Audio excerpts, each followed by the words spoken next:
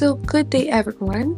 I am Francine Chica, and today we are going to talk about the evaluation of acid-base conditions using ABG. So, if you've never heard of it before, I will explain to you as easy as possible. So, we have a car here. So, lahat naman ng car siguro may dashboard.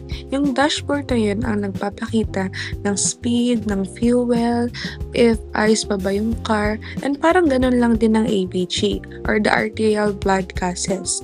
Nagpapakita din siya if nafa-function ng ayos yung ating blood, yung ating lungs, and ating yung kidney, if mataas bang ating acid or yung ating alkalosis, if the acidosis and alkalosis. So, para siyang dashboard na parang ginagamit din ng mga professionals, ng mga healthcare professionals para maging aware tayo if normal pa ba yung ating blood pH level or hindi na talaga normal.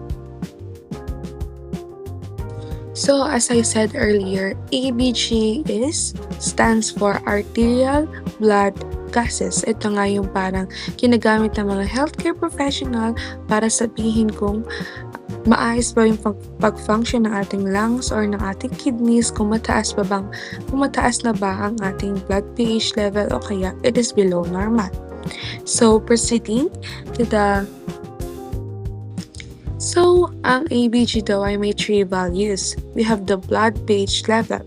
So, the pH tells us whether the blood is acidic or alkaline. And the carbon dioxide, the second value is PaCO2 or the carbon dioxide nga, or the partial pressure of carbon dioxide. This tells us how well the lungs are removing carbon dioxide from the body. And next is the bicarbonate. So the third value is HCO3 or bicarbonate. This is controlled mainly by the kidneys. So now we're going to talk about the evaluation of acid-base condition using ABG or the arterial blood gases.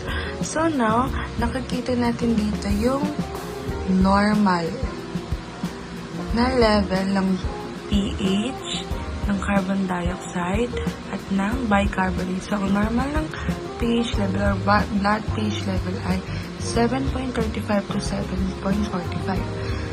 Para naman sa carbon dioxide ay 35 to 45. Para naman sa bicarbonate ay 22 to 26. Yan.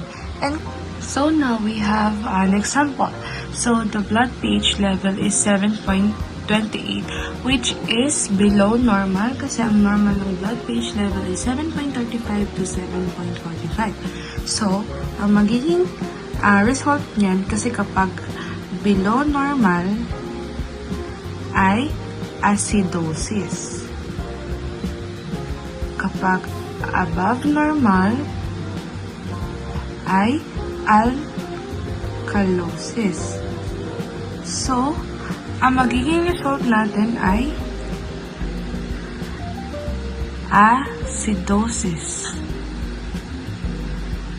So, ngayon, hahanapin naman natin sa carbon dioxide at sa bicarbonate ang may sala or may problema. So, paano nga natin malalaman? Titingnan muna natin ang carbon dioxide. So, 55 ang carbon dioxide. So, titingnan natin if normal. No, it is not normal. It is above normal. Ang carbon dioxide natin ay above normal. So, we will consider it as acidosis. And the bicarbonate is 27. So, it is also above normal kasi 22 to 26 lang ang normal natin for bicarbonate.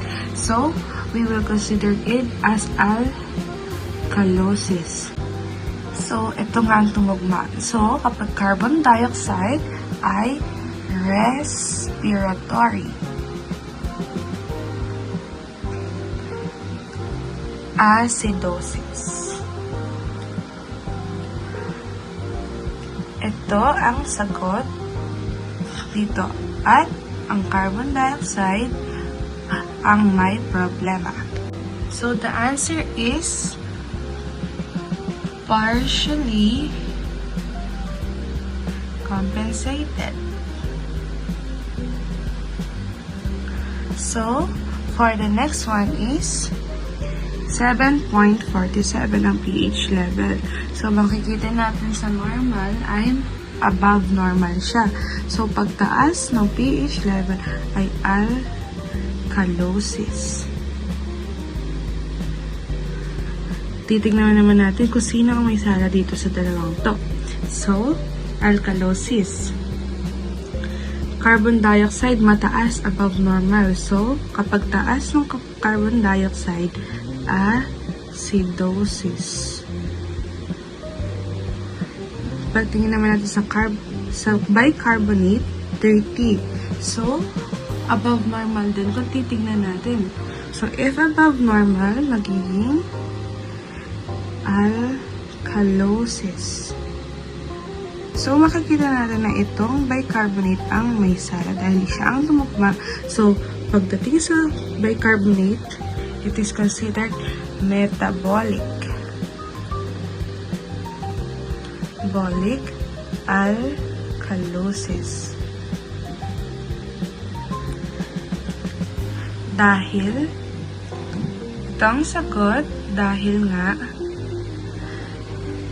above normal ang pH level at above normal din ang bicarbonate. So, pareha silang tumugma. So, ang sagot natin ay